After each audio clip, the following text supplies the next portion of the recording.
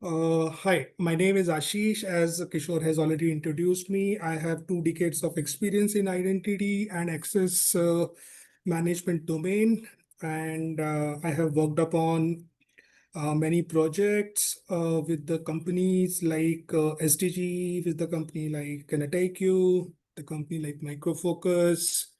I have worked up with Wipro. I had worked upon Aircon tools. And recently, I have moved my company and shifted to TCS. So this is the latest update. And let us get started as far as IGA is concerned in the context of identity and access management. Most of the folks, those who work in identity and access management, they sometimes get confused that we do have identity and access management. Then what is the usage of IGA? What is IGA? How it basically helps, and how it is basically different from the identity and access management.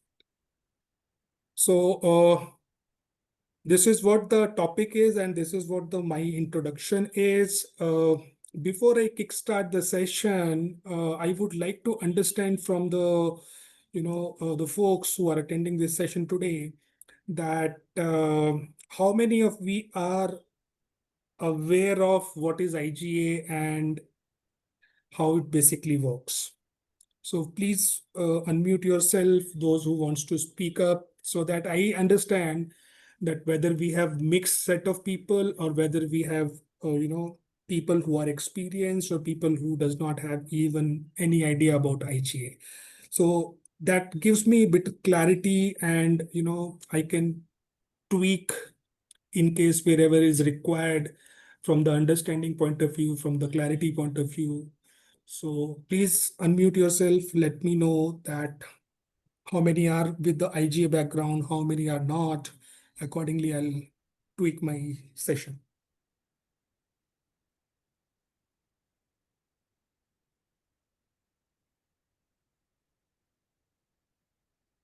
So far, only one message from Kiran.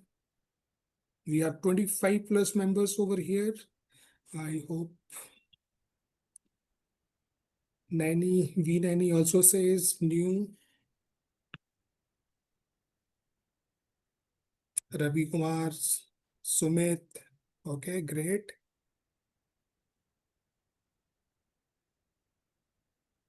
50-50. Okay.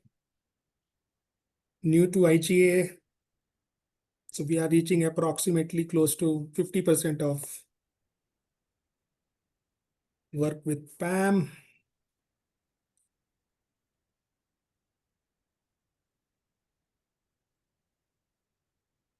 Okay. I know CyberArk identity, but not the IGA WebHub. Okay.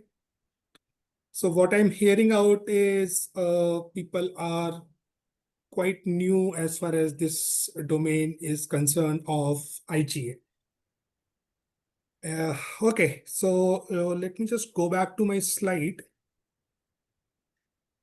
So this talks about IGA focuses, new to IGA. Okay, so I'm trying to, start from the basics so that we understand and connects well. And in case we have some sort of complexity in understanding, that also gets clear.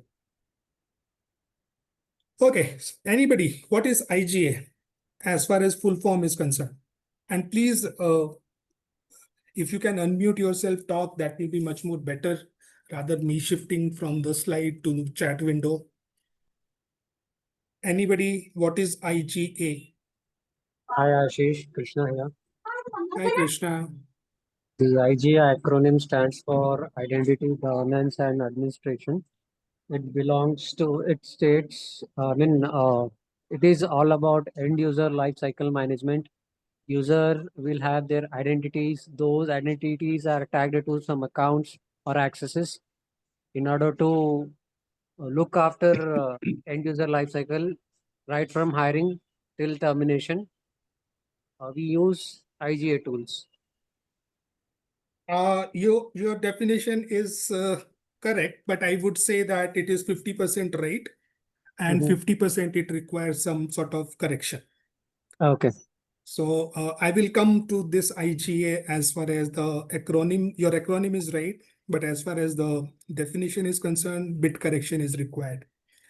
Yes, it is true that IGA is known as Identity, Governance, and Administration. Now, understand from IGA perspective itself. When we say identity, governance, and administration, so what we are going to do with this IGA, we are going to governance the identities and going to do the administrative job using any of the IGA tool. It could be Microsoft, it could be CyberArk, it could be any other vendor in the present world. All IGA tools works in a similar fashion.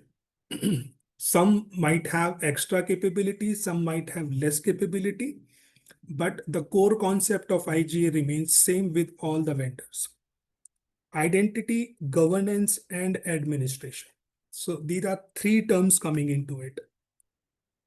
I don't think so that I need to explain what is administration is all about, and even identity. So we know what is identity and we know what is administration. Am I clear? Any questions? Identity and administration.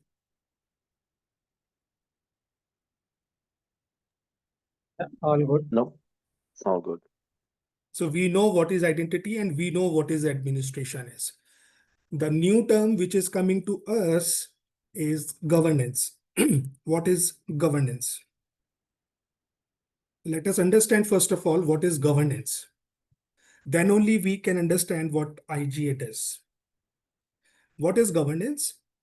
Governance is the set of policies, processes, and the control mechanisms those has been put in any of the organization to ensure that the resources, users, and system are being used responsibly, securely, and with the compliance. This is what a governance definition is. So there are a couple of terms which we should note it down. What is governance? Set of policies, set of processes, set of controls. For whom? It is for resources, it is for users, and it is for systems. And what does it do? It basically makes us secure and in compliance with the internal and external standards. Is it clear that what is governance? It is a set of policies, some of the processes and controls. In any of the organization where we put it, it is for users, systems, and resources so that it can be compliant with the internal and external standards. Is this paragraph or the first point is clear? Yes. Yes, clear. Okay. Somebody has answered clear. So let me ask a question. So sorry, my way of presenting is something like it. When I say compliance with internal and external standards, what does that mean? Can I answer or? Yeah, anybody can answer. Yes, I think it is, we can say, is a framework that manage accessing from entity or outside the entity, how to make this governance, I mean, managing the requests, this object to this subject, and manage the life cycle. That is true, but I'm specifically looking for internal and external standards. What does that depicts to us? So this Manal here. So this could be like internal audit and external auditor, where that comes in the same umbrella that match the compliant as per the standard of the IT security standpoint. That has to be made within that categories. Uh, Somewhat correct. Yes, maybe we can say our company is government, so we have standard. So we communicate with different entity like financial. They have different standards, so we can manage different standards with the same solution. Correct. So internal and external standards are basically known as something which is given by the government to follow. This is external standard, and something which is internal to the company. Let's suppose you are a BFSI domain company. It means banking and financial sector. So there will be a different type of compliance which needs to be followed. Let's suppose you are a hospital-based organization. There will be some other sort of protocols which are supposed to be followed, which are totally different from banking and finance. You could be a retail type of an organization, or a manufacturing type of an organization, or maybe defense related organization. So there the external standards and the internal standards of the company will totally change. So this governance is basically going to make sure that your company follows the government regulations of that particular country, as well as the internal to the organization, whatever it may be, as far as the your limited company or the what do you say, a private limited company. There will be several other sort of compliances to be followed. So when I say the last line, compliance with internal and external standards, it means it is going to be compliant with your company's protocol as well as government protocol in whichever geographical location of the world you are working into. Am I clear?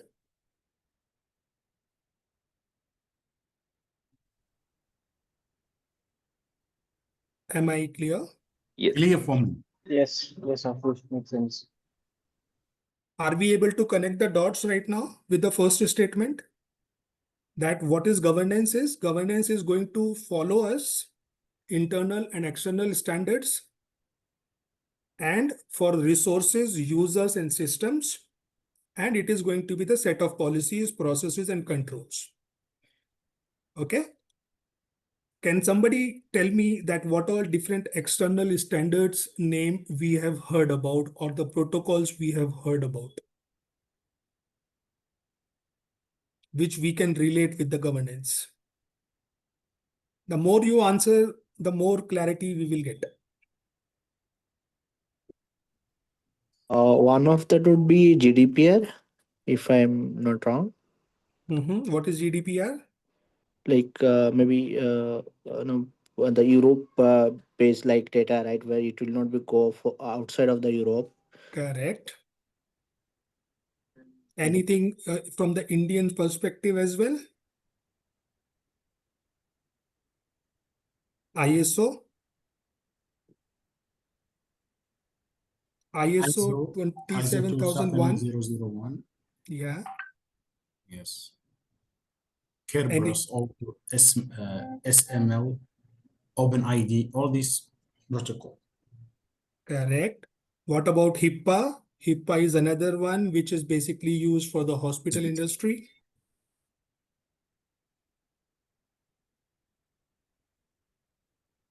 Am I clear right now, or we are able to connect that what all different external standards we are talking about? Okay, so let's move to the point number 2. Now, as our theme is that how this IGA fits into IAM, so let us understand from IAM, how does this governance fits into IAM? When we do the governance, we can relate this: who has access, why they have access, what all they can do with this access, and how this access is being monitored and certified. Who has access? It means the identity, why they have it. We have to define why they got this particular access. This access, what all people can do with this, and how this access can be monitored and certified. So this tells us that we are doing a governance. Am I clear with this? So in IAM, we are not going, governance is not right now going to do the identity lifecycle management. We are not reached till that place. We are at the very, very high level right now. And a bird view, we are just understanding that a governance is going to do this. Who has access, why they have it, what all they can do it, and how this access can be monitored, as well as in case of a certification is required, how we can get it certified. Somebody talked about audit. In audit, something will be cached by the auditor. So we should have a, proof and the approvals that because of this person has this particular access. Okay, clear, I think. Now, what is the goal of this governance? The goal is to ensure we are safe, secure, compliant with the internal and external standards, and efficient access to the system and data is being given without over provisioning or exposing the sensitive information. So when we have a control, we can manage that who will have what, till what level he can get the access, till what level he cannot get the access, and what all the different compliance to be followed. If we are able to do so, we are going to be secure from the governance point of view. This is what the objective of having governance into the organization. I hope we are able to understand what is this governance called about. We are not yet reached to IGA. We are still at governance. Any question here on the first slide? Yes, just one question. Yeah. There is a two words, governance and management. The same, I think it is mostly the same, but how can you differentiate the meaning? How can I govern or how can I manage? I What is will explain that what is identity access management and what is IGA all about, and how it is different from governance to lifecycle management. I will come on this. Any other question? If not, let me just move to the next slide. I will answer your question. Thank you. So now we understand what is governance is, but let us understand what are the key elements in governance. Start with the policy management. This policy management obviously is going to have the policies, but what policies? The access policies. We will have the roles, we will have the separation of duties, and the compliance policies. So one element is the policy management. Second, identity lifecycle. Now this manages user identities from onboarding to offboarding. Somebody is joining it, he or she should get some sort of an access as in birthright. What access that will be? And once somebody has an access, what they can do, till when they can do. In case somebody moves within the organization, changes the position from HR to, let's suppose, operations, what all requirement should be that the previous access is to be taken back and the new access is to be given back. And in case somebody resigns on the last working day, how the offboarding should happen, what all access is to be removed, what all places the account has to be deactivated, and finally the identity also has to be deactivated.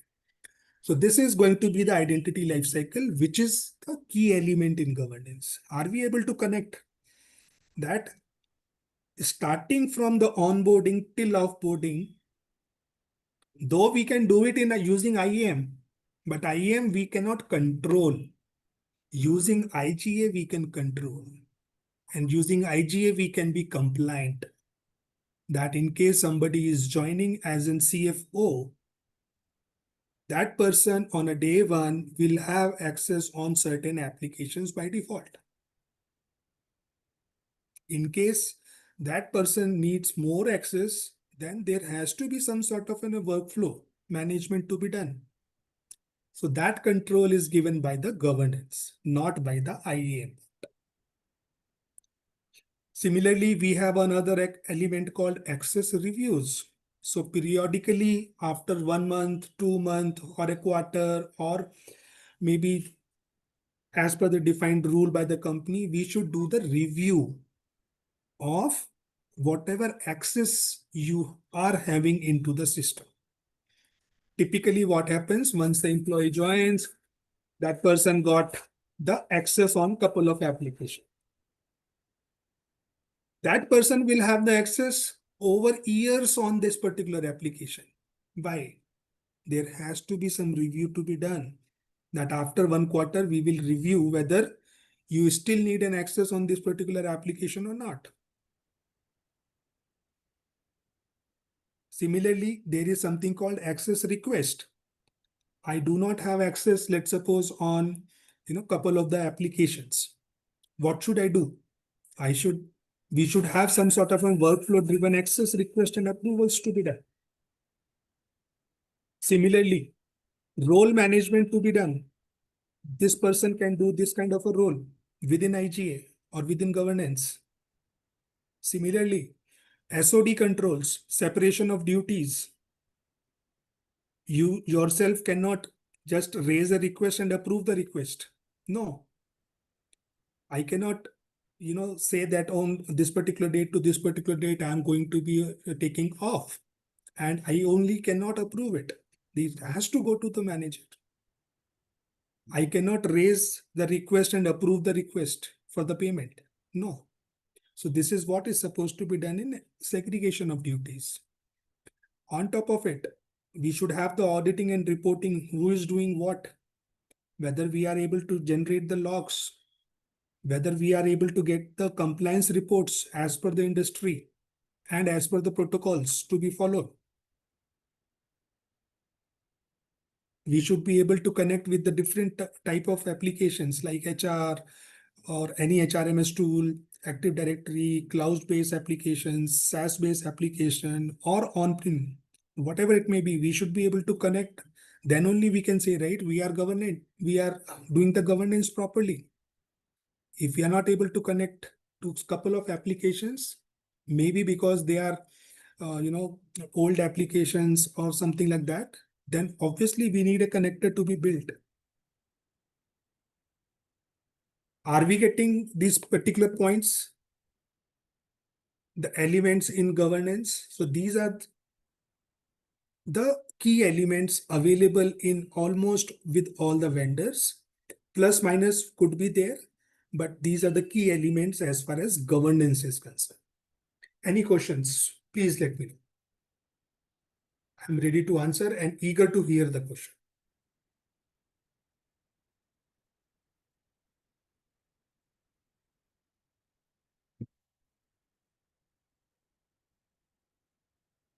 Guys, those who are new, are they able to understand this? Yes, clear for me.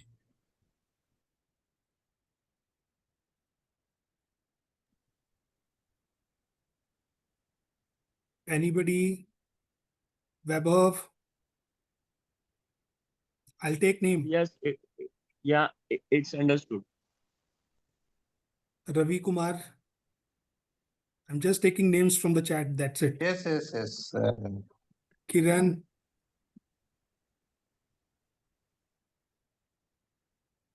Yeah, Okay, it's pretty clear from sure. this slide. Okay, thanks. Oh, no. Leave the meeting. Okay, now let us understand, first of all, before we understand what is IGA, what is not an IGA? Let us understand that first. What is not IGA? There are some misconceptions about IGA, and I wanted to highlight those. The very first point, IGA is same as identity management. No. Identity management is just to onboard a user and offboard a user. That's it. And the movement within the company or within some attributes. That's it. That is what is called identity management. What is IGA? Identity governance. So whose governance we are doing it over here? Somebody asked me a question. I forgot the name. Please unmute. Yes, brother. So what governance we are doing it over here? Identity and access, right? Yes. So it is not a life cycle management tool. No. Life cycle has to be managed by IDM. This is something governance. If we understood the first slide, then we can say, yes, we understand what is IGA can do and Yeah, how it policy is. and procedure. Yeah. There is a second misconception that IGA solutions are only available on-premise. They are not available as SaaS. They are not available on cloud. No. IGA solutions are available for all type of services. The third part, again, I covered, IGA can't manage cloud applications. IGA can manage cloud applications. Point number 4 is very important. Businesses that do not have to comply with the regulatory compliances don't need IGA. Can somebody try to explain me the point number 4? Businesses that do not have to comply with the regulatory compliances do not need IGA. Can somebody try to explain? Unmute yourself, please.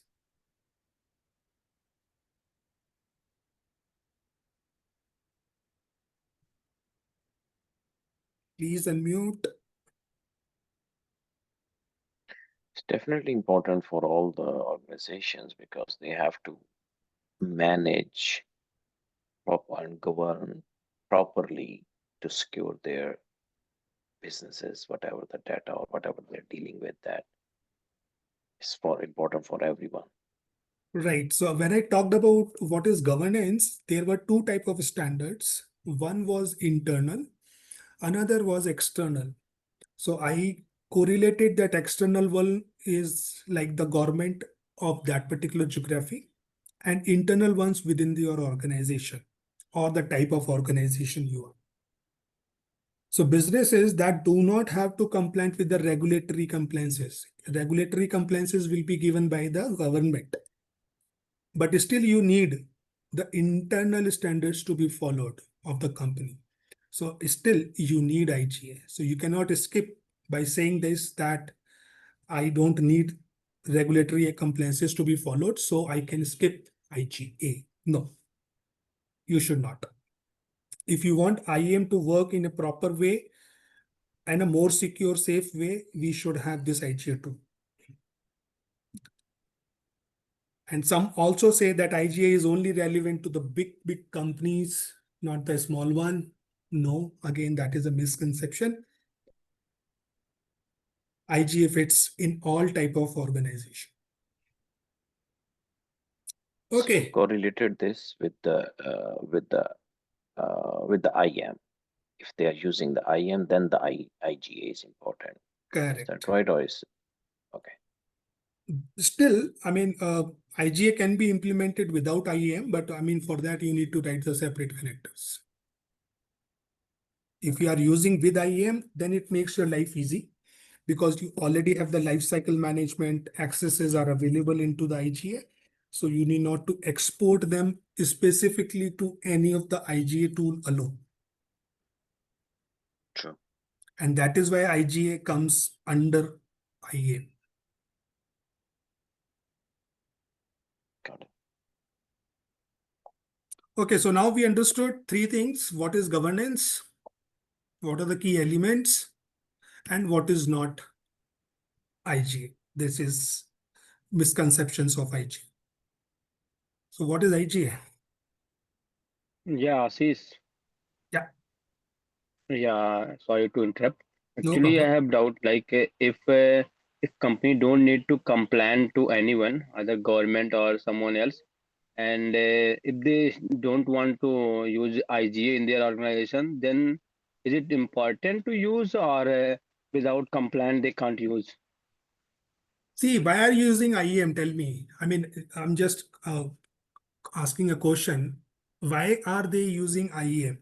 To make life easy, to make to do the automation, to Yeah, automate the accesses to to be secure given. the resource, and the users, Correct. and like not allowed third parties, or like anomaly users to use our internal or the service we are providing. Correct.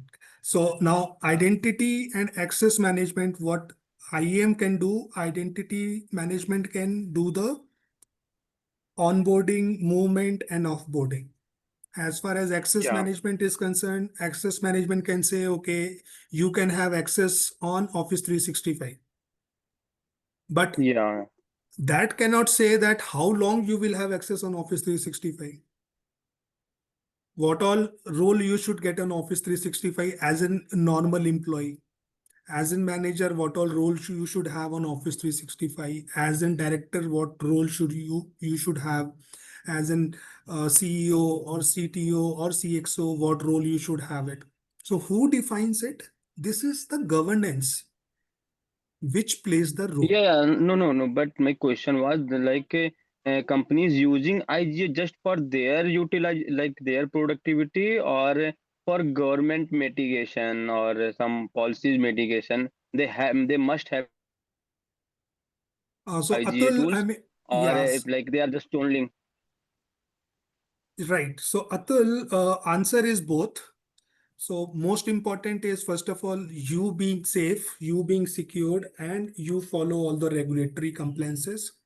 And in case of an audit happens and are not following the regulatory compliances, then obviously there will be, uh, hefty penalties which can be put across by the government to you. In USA and all, there is something called Sarbanes and Oxley and HIPAA and Socks. Yeah. SOX, right? So any company which is registered in that particular geographical location has to submit the financial report quarterly, approved by the CFOs. Similarly, in India, I mean, there are several rules as far as your, NPCI is concerned, your ISO is concerned. Those are supposed to be followed. And it is not just for the government. It is basically at the last, you are going to be affected, right? Government is not going to be affected. Government has given you the framework you should follow. Yeah, If yeah, right. if you're not following those particular framework, who is at the risk? Government is not at the risk. You yourself is at the risk first of all. Correct? Yeah, Uh, yeah, yeah. Ashish, in simple, it is like the people who are having the certifications like ISO, HIPAA, PCI, SOC certifications, they should have the IGA, right? Yes, I mean In place. any In place. industry, any organization follows in any one of the type of industry, right? Let's suppose if you are in Bangalore and we are talking about hospitals, we have Manipal, we have Apollo, we have Sakra, we have several others, right? They follow under the hospital industry. And hospital industry, the government has already given the framework that these are the rules to be followed if you are in Indian geography. If you are not following, government at the time of audit can put you on penalty. And who is at risk? Government doesn't have, I mean, government is not at the risk, right? You are at risk. So you are better supposed to follow the IGA. I mean, you should have IGA, I would say. Can you tell which certifications, external certifications requires 100% compliance with IGA? There is no as such certification for different, I mean, one, okay. So there is no certificate like, what all to be done, but different vendors are having different their own certifications. Like Savient is having their own, NetIQ is having their own, Microsoft is having their own. But to be on a IGA expert kind of a person in IAM industry, I would suggest to understand all sort of laws and the different industry regulatory compliances. As we are talking about GDPR, we are talking about HIPAA, we are talking about ISO, we are talking about SOX, we are talking several. There are several other type of industry compliances are there. So in case somebody is interested only towards the IGA part, then they should know about all these things. What all different regulatory compliances are available. At least from Indian point of view, if you want, you can go through with that. And internationally also, we should be knowing that. Okay, thank you. Any other questions till now? If Can you not, go to the first slide? sorry. Can you go to the first slide? Oh, because I think most of the answers are all in the third one. The goal of having that is actually Yes, is the secure, compliant, and efficient access to systems and data. I think this is the most appropriate answer for all the questions. Um, uh, and maybe you can elaborate a little bit more with the without over provisioning. That is actually again depends upon the company's role or company's okay. So you work business, okay. So right?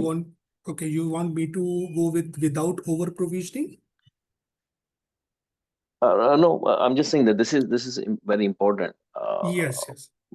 line Line, right. for, which describes actually everything for with reference to the if it's if Right, the companies need to comply or no need to comply. right. Eventually But they are coming to the audit. correct. But we are having mix, and most of the people are pretty new towards the IGA Yeah, side. I understand that. So it is, automatic. I mean, questions comes and we can't. No, true. But I like the question actually. This is the how to prepare one person. Suppose if we are already working in an environment or and you are not with the audit and compliance, Correct. not a person. So these things are a little bit new. But the people who are actually working and who are complying or managing these things actually, I think they come within the company. If they are working either on securities or they are working on different areas, I think they just uh, they just need to have an experience with the audit, and then they can they can play the role of this governance, right? Correct. Most of the yeah. Okay. Yes, question, please. Yeah. This if you comply or you apply all the compliance, this doesn't mean you are secure, but you are at least you are secure. First of all, you need not to follow all the regulatory compliance. So depending upon what type of organization you are, what type of industry you fit in, you should follow only those regulatory compliances. Plus, in case of financial payments, transactions, and all those things, you can club, but you need not to follow all, because you might not fit into all the regulatory compliances. But yes, maximum you should try to go through with them and apply those, so that obviously no one can say that I take a guarantee that you are safe and secure, but you are near real time safety zone into that. Yes, from the government point of view, from the internal point of view, from the audits point of view, yes, we are following IGA, we are following all these regulatory compliances, so we will be in a green rather in yellow or red.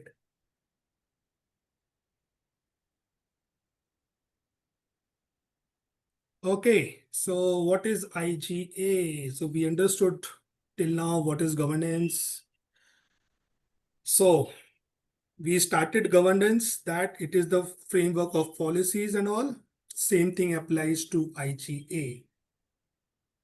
IGA is the framework in which we again define the policies and make sure of using the technologies to ensure that the right individuals have the right access to the right resource at the right time and for the right reason. So there are 5 R's coming into: right individual, right access, right resource, right time for the right reason.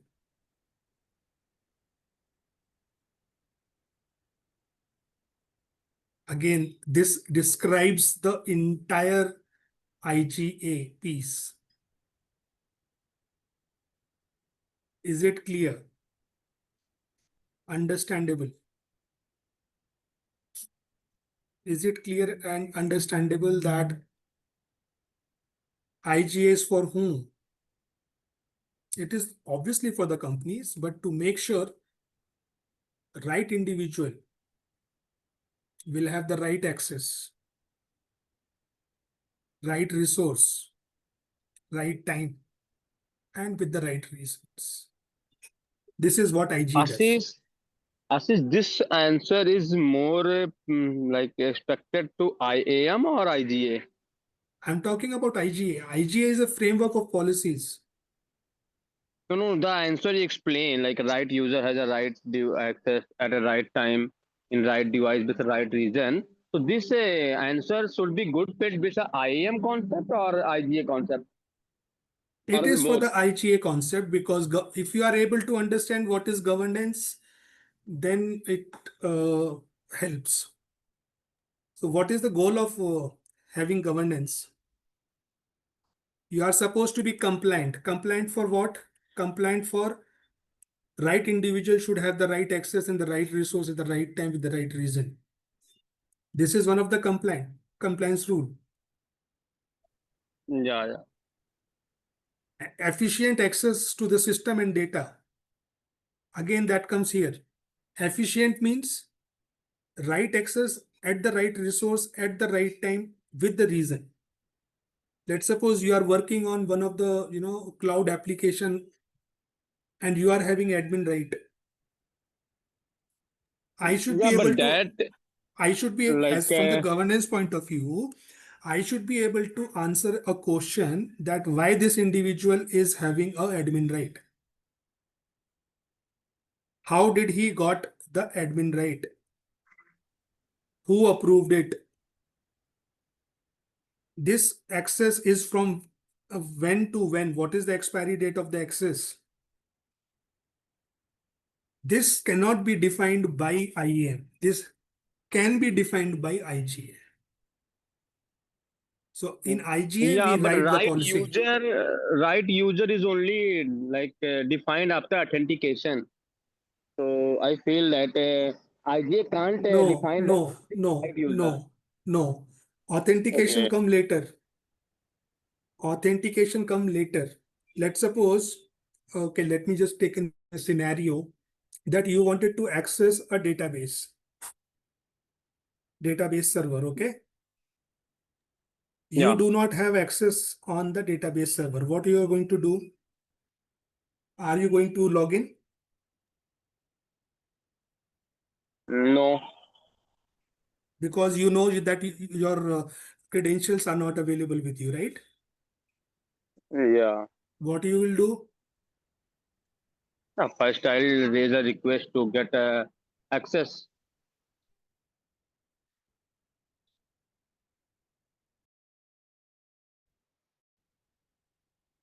Obviously, to either your manager or to the database server team. Are you Yeah, there? yeah, Ashish. Yes, sir, Ashish. So who will approve it?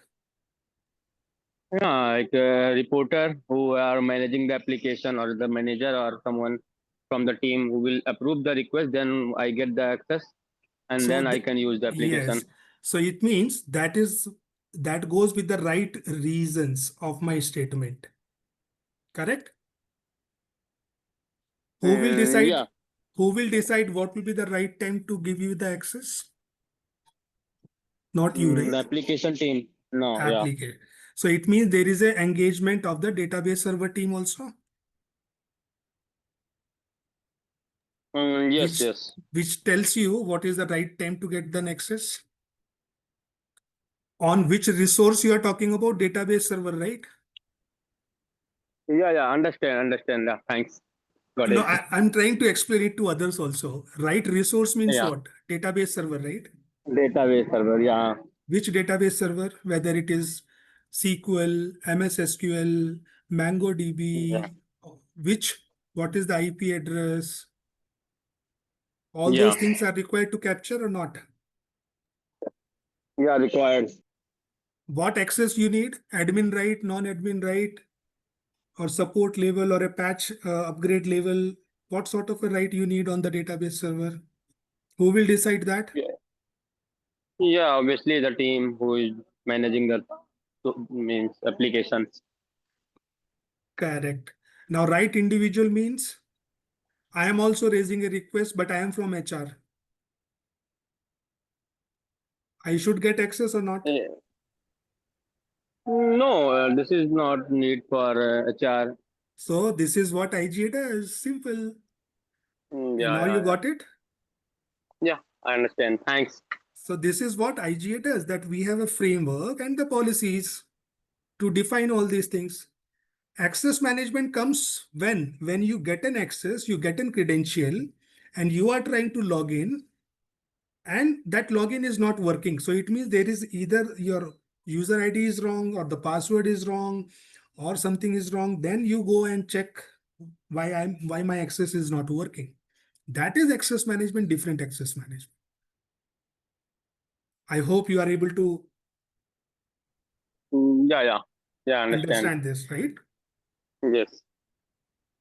Any other questions? I mean, on IGA framework, which I'm talking about. Guys, this is very important to understand and very important to differentiate between these two parts. It takes time to understand and differentiate, but it is very, very important. Okay. So if we are clear with that, now understand what all the different major components of a IGA tool is. One is identity lifecycle management. Now, somebody might ask why identity lifecycle management is coming into IGA. It is a part of IAM. Yes, it is a part of IAM. Then why we are talking about that this is a major component? Governance will drive that how the life cycle management to be done. Somebody will be coming into the organization. Okay, somebody is coming. What all different attributes are required? What all different attributes are mandatory? What all non-mandatory? In which department he or she is joining into? If somebody is joining into engineering team, what sort of by default accesses someone needed? An email account is needed, Office 365 account is needed, and the application account is needed by default. Otherwise, day 0 will be waste, right? Day 1 will be waste. We should be able to provision and give the bare minimum access. But who will define it? IGA will define. It will go for the approval, somebody will approve it, and automatically that person on day one gets the onboarding done with the bare minimum set of accesses into the organization. Now, if we are able to understand lifecycle management, where the IGA fits in, what is identity governance? Another major component. Now, this governance on identity is happening. Governance on identity and governance on accesses. Those are two different parts. Can somebody tell me what is the identity governance is all about? We have an identity into the organization. What governance we can do?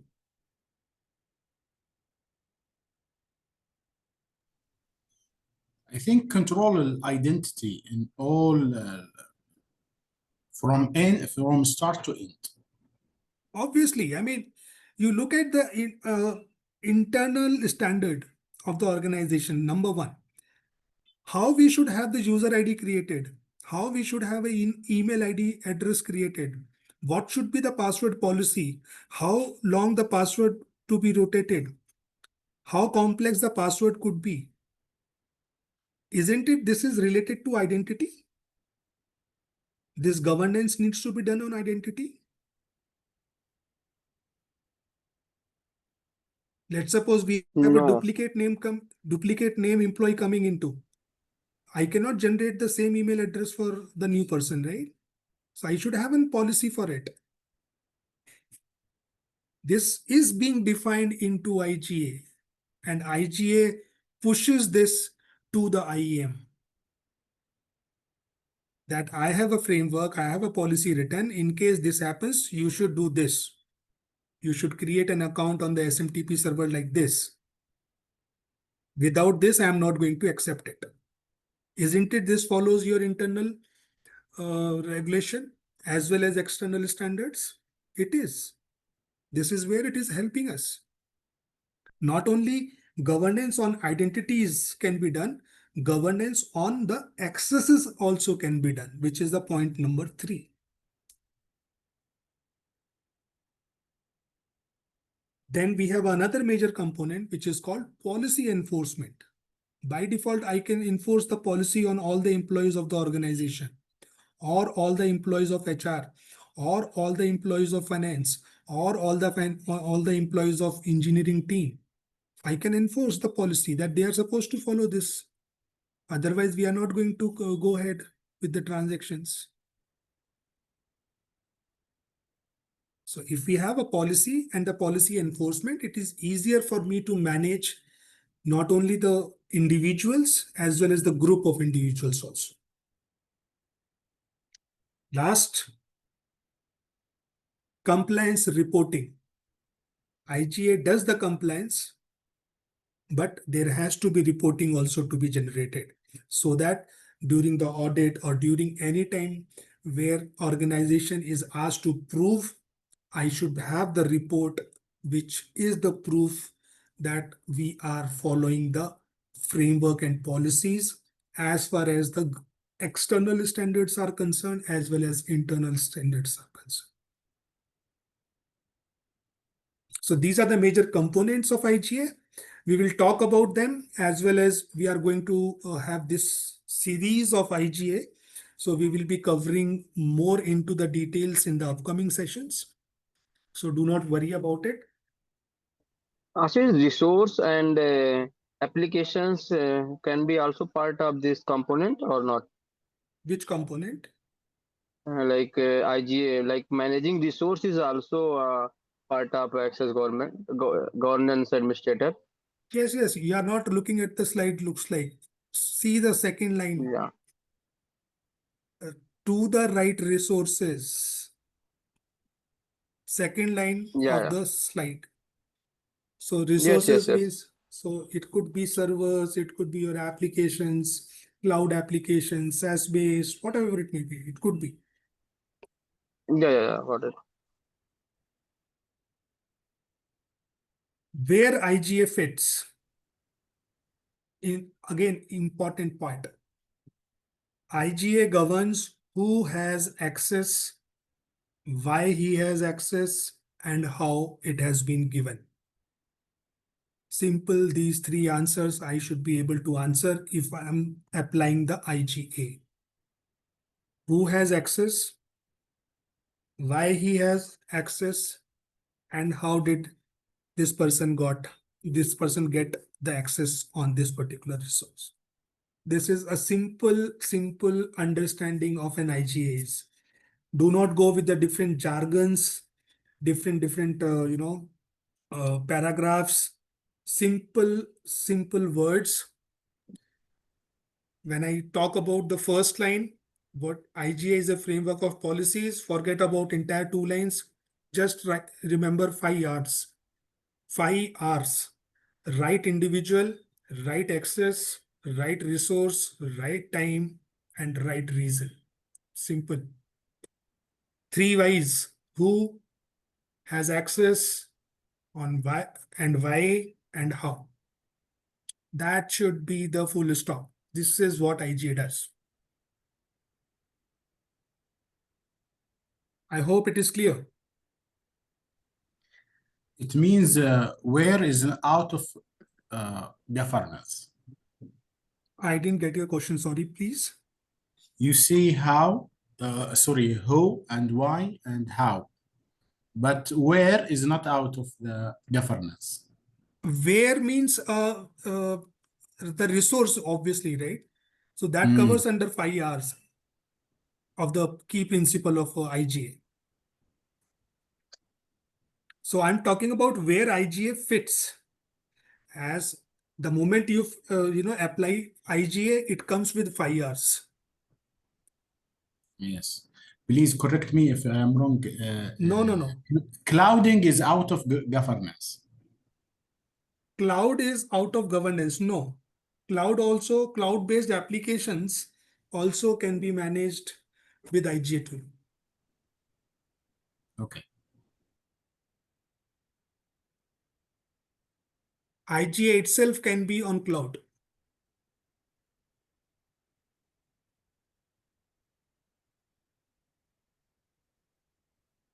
I hope I'm given the answer.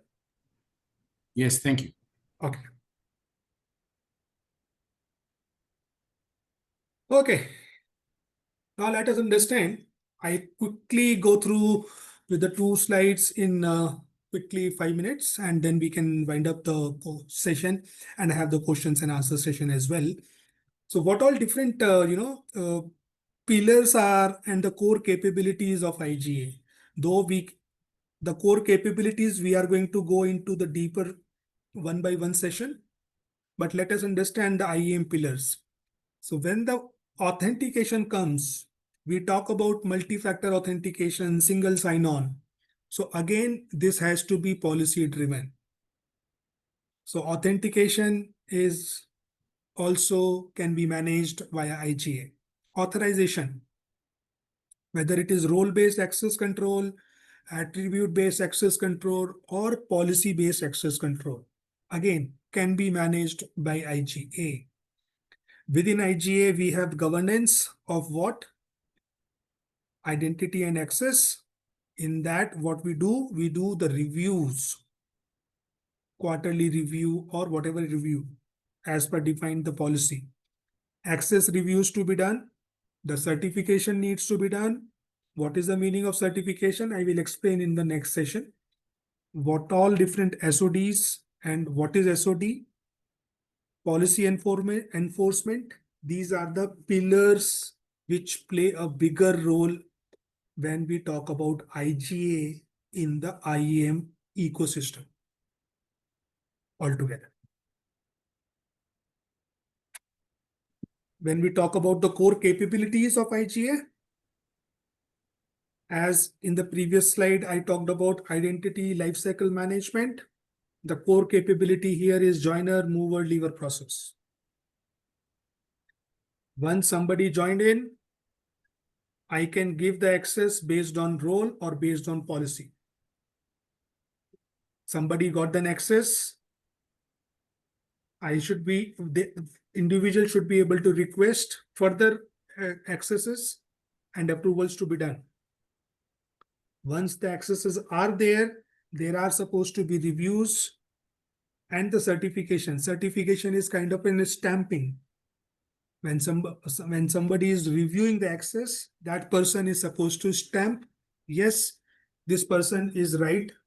I mean, this person is having the right access. There has to be separation of duties. I myself cannot request and I myself cannot approve the access request. This is one of the segregation of duties. We will talk about all these in upcoming sessions, so do not worry about it. But I mean, these are the core capabilities we are going to talk about. The upcoming sessions are based upon core capabilities of IGA, in which we will understand what all these things are in detail.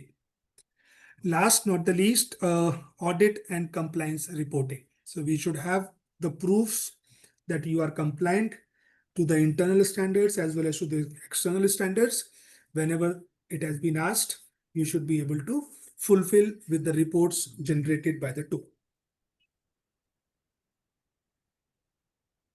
Ashish, can you back to slide and explain the first one? How authentication and MFA will be part of IGA? Right. Good question. So when you talk about multi-factor authentication, so what policy you are going to apply? Fingerprint, SMS OTP, email OTP, or some sort of a hardware token. How will you define it?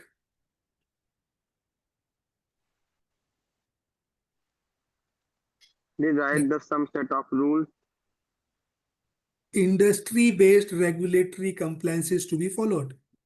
If you are in a manufacturing industry, obviously you might not choose the SMS OTP. You might choose the face recognition, whether employees are coming on a daily basis to the manufacturing plant and doing their job. Correct? As far as your software-based companies are concerned, you might choose, SMS or email OTP, or email should go only to the Outlook rather going to your personal accounts. So that is another policy. So this policy is coming from the industry regulatory point of view. So that can be applied using IG. I hope I've given the right example.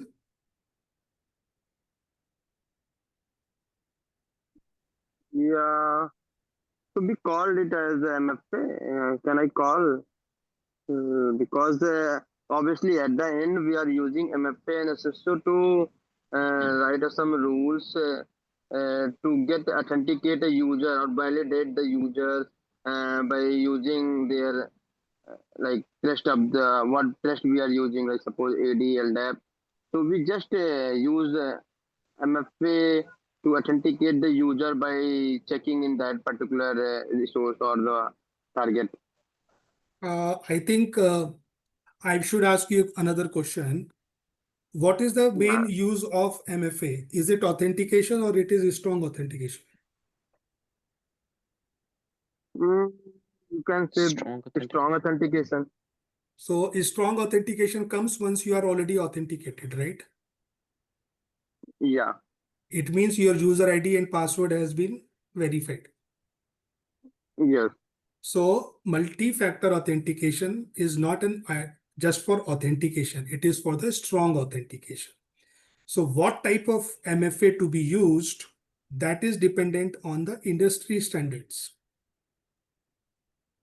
So IGA helps you to follow those kind of regulatory compliances in choosing what MFA you should use, what SSO protocol you should use, whether you should use SAML, OIDC, something like that. Oh, wow. Good. Clear? Thanks. Yeah. Good. Sure. Okay, so this is what the life cycle of a user is. And this is IGA driven. This is IGA driven onboarding, offboarding of a user. Can somebody try to explain this or try to make us understand about this particular last slide. After this, we are anyway having the question answer session. Anyone? Voluntary?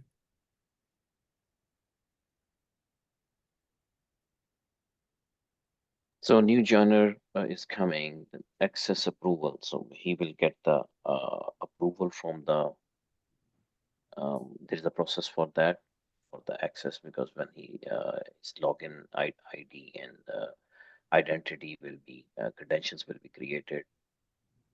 Is that the way you were asking? No, access approval. There is no access given. It is just access approval right now. So before somebody joined, we have already approved the accesses. Are you able to understand? Okay. And then the provisioning is happening. This is the life cycle of access.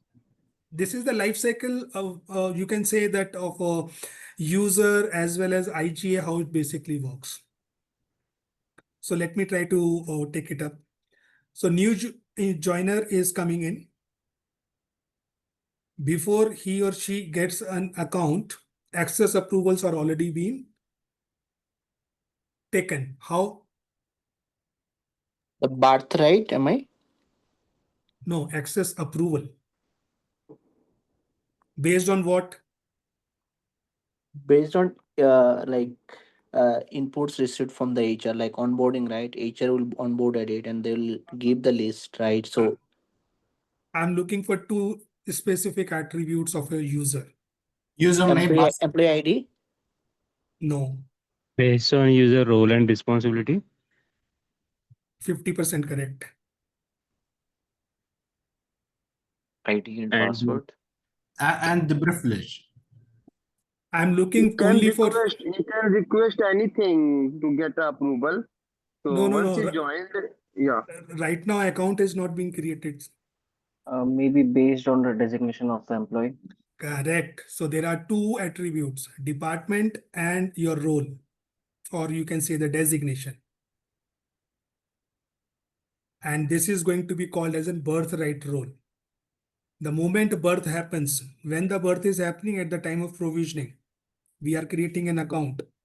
That time account will be created along with the birthright role, which is already approved by the manager, and user gets into the system.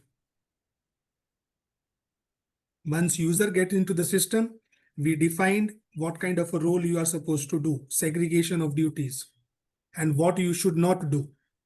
That we define in IGA. Then we do the access reviews. Access review happens whether you should have access after 3 months or not. Why you are having access when you are not part of the company. So access reviews happens. Somebody will do the certification. It means stamping. In between, employee moved in within the organization. Then it is called mover. What will happen? Again, the new accesses will be given, and whatever access they were having, those has to be taken back. Correct? And the same process follows. At the time of last working day, all your accesses, accounts and identity has to be blocked. So this is how, a life cycle goes if you follow, or if you, take IGA into the place. Isn't it? It looks fantastic. Isn't it? It looks little enthusiastic right now. Something. Please, more details about provisioning. Provisioning is basically creating an account onto your organization as well as on the target applications, which you should get it by default.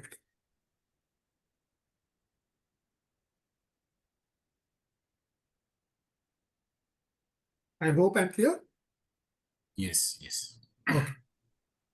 Ashish, is it good to take the approval for birthright access? Yes, why not? Because it's the birthright access. So if a user get created, they should have AD account and mail ID as you explained. So for that, I don't feel approval is required. No, it is required. Can you Let's explain? suppose somebody is coming up as a contractor. Somebody is Yeah, coming as a so that we contractor. can define with that we can define based on the role. That's what I'm saying, right? So that attribute is coming up as an employee type. For a contractor, why should I have an SMTP account and license to be applied? That license cost company is supposed to pay, right? So let company take a decision whether contractor can have the new organization employee ID. They can work using their personal ID also, right? Okay, okay, okay. Got it. But we can define that thing with the roles and approval process is something like depending on the workflow. So Yes. okay, we can use both the way Now rules we as well. now Yeah, we earlier we were talking about two different attributes, role and department and designation. Now there are yeah. two additional attributes coming in: employee type and manager. Who is the manager to take an approval? So this is how you get into the policy creation. This is how you go into what all rules should contain what. I think the session is going to be more interesting. Got it. So if you do not have any question on this particular slide, let me open it up for the normal questions and answer session related to IGA. In case somebody is having any questions, let me know. And how did you like the session? I mean, was it worth understanding? I was fast, I was slow, I was okay, or whether I'm able to, give you some knowledge sharing. Please let me. Ashish, well done. First of all, this is really a very good presentation, and everything was so much clear. Definitely, we had the doubts, and I would say because it's so it's a kind of one of your slides was there. Where you said who, why, and how. I think the whole Pandora box is there because they are so inter connected everything, and going in the details is the only way to understand better all the components. And also if a person, I think, has an experience a little bit, then they can relate with their own works what you are talking. But yes, it is a little bit on some places. It is a little bit confusing, as Atul just mentioned this thing regarding. Actually, it is more about the attributes. So, what attributes comes in access approval? What attributes are coming actually in the provisioning, and then going further. But it is great. I really liked it, and the way you speak and the way you describe the things. Well done. Good job. Okay, thanks. Anybody else?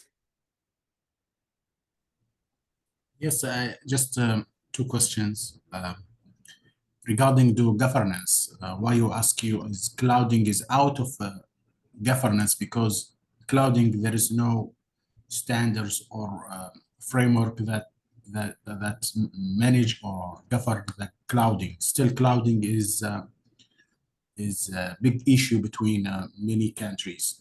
Especially my country it's not approved clouding until now. There is some issue security. So why I ask you because governance is not approved. Yani there is no standard for govern clouding. So clouding is out of governance. Maybe managing. Okay. So This is my question. my answer was related to the cloud-based applications Yes, SaaS. and even SaaS. Yes. Yeah. So for those applications, IGA can do the monitoring and controlling. Mm. But I mean, if your geographical government is not allowing or there are some safety protocols, then it is a different thing. But as far as the capability of IGA is concerned, it is doable. Yes. Good. My second question is identity. We we need to go deep. What is the identity? What is the attribute for identity? How we can say identity has these attributes? How to manage identity in different life cycle? How we can, this is enough for me to approve identity. So identity is big topic. How we can manage it is human, If system, or machine, or Yes, yes. So I think this was already covered in detail when I took my first session on this community. Kishore would be the right person in case he has the recorded link of that. He can probably share, and you can also request. In that, I have covered all this identity, different type of identities, attributes, and how they are important, how it is different from identity versus accounts creation. All those things were covered. In case you are able to get it, it is good. If you are not, I am drafting my email address onto the chat window. We can connect, and I will try to help you out. Does that make sense? Yeah, Ashish. So that video is on yes. YouTube as well, on the Why Not IAM's YouTube channel. It was on lifecycle management of identity and access management. You can see it there, yeah. Okay. So please share that link also in case many are interested, they can go through with Yes, that. Ashish, yeah, sure.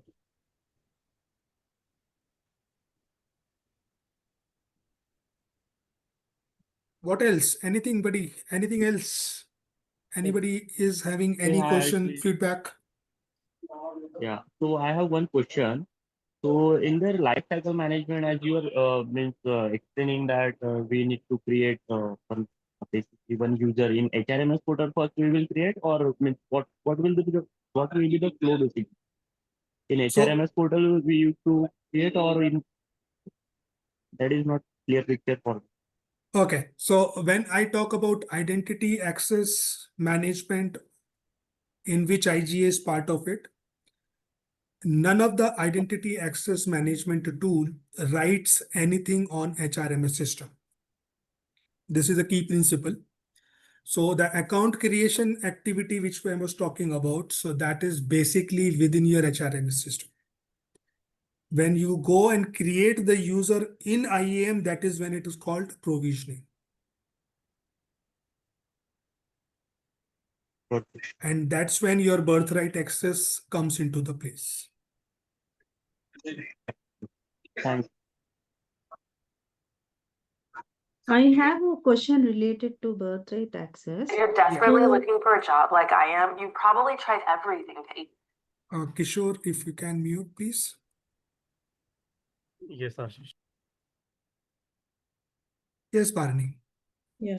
So when you were saying the birthright access will also need the approval. So can I take it like the approval should be done from the HR? Because as soon as the user enters the organization, they may always not be assigned with any project. Correct. So in that case, can I say this birthright access needs the approval from the HR? No. So HR might not be able to give you the approvals. So what I mean to by birthright approval is basically when you define the policy, right? When you define the policy for someone who is joining in finance, or somebody is joining in HR, or somebody is joining in engineering. So there has to be policy written for the birthright access, correct? Yes. Okay. So there could be auto approvals for the birthright, and there could be manual approvals also. Though when we talk about the birthright access, it is auto approved because there are policy written that the moment birth happens, then these by default roles and resources to be available with the user. For that, we cannot wait for the manual approvals to be done. And that is why it is called birthright access. So for those, policies are written which are auto approved. For finance, it could be a different policy, HR, different policy, engineering team, different policies altogether, or depending upon your role, designation, and type of BU in which you are joining. So for that, it could be auto, it could be manual, but manual is not appropriate. Auto is obviously make more sense because it is birthright access. But I have seen couple of scenarios in which this birthright also goes for an approval. Okay. Okay, Ashish. Thank you. I got it. Okay. Hi, Ashish. Hi, Uh, Sumit. a query regarding SOT, like how is it implemented? Is it just giving a particular role to individuals for separation? You're talking about SOD. Yes. Like Uh, how is it implemented? Is it just based on the roles that user have? uh, we will talk about it the moment we reach to the SOD, because right now it might confuse others who does not have the knowledge about SOD. But I mean, I will cover this particular part the moment I take the SOD one. Okay. All right. This series is going to be 4 or 5 different meetings and sessions in which I will cover the SOD as well. Fine. Thanks, Ashish. Thanks. Anybody is having last question in his mind or mind?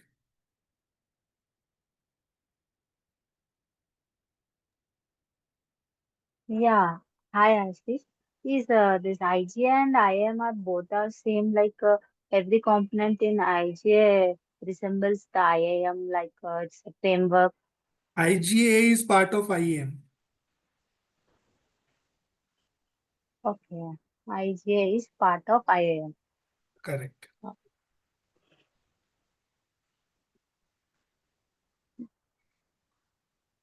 Can you briefly differentiate, like can you briefly explain more?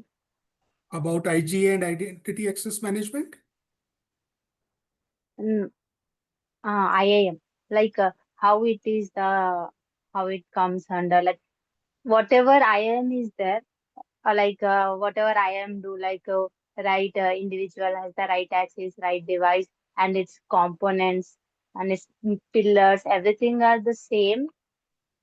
Like authentication, authorization, user life cycle provisioning, everything is coming under IGA, and as it is a part of IAM, right?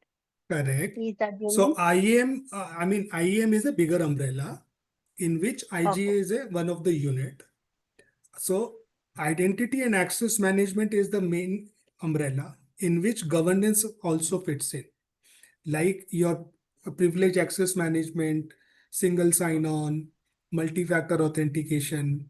They are also part of identity and access management. So IGA is also part of identity and access management.